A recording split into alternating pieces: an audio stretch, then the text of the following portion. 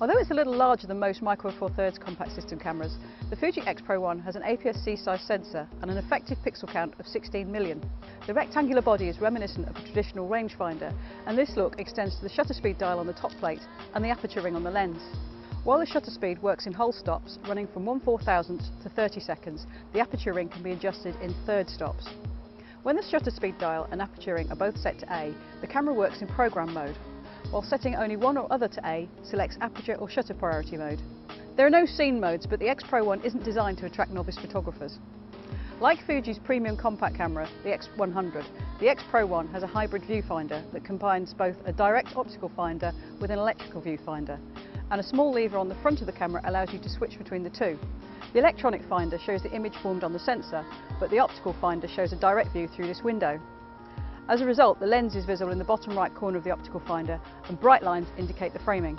Images may also be composed on the 3-inch 1,230,000 dot LCD screen on the back of the camera. This is one of the highest resolution camera screens around, but unlike the units on many recent CSCs, it's not touch sensitive. The X Pro 1 uses a 49-point contrast detection autofocus system. While this isn't the fastest in the world, it's perfectly adequate for most situations. In continuous AF mode, however, the focus point is locked to the centre of the frame, which has obvious limitations. We've also found that it can't keep up with fast-moving subjects, but that's not really news for a compact system camera. In manual focus mode, a magnified view is activated by pressing the command dial above the thumb rest. We've found that the LCD provides a clearer view for critical focus than the electronic viewfinder. One feature that we really like about the X Pro 1 is the quick menu, which is accessed by pressing this Q button.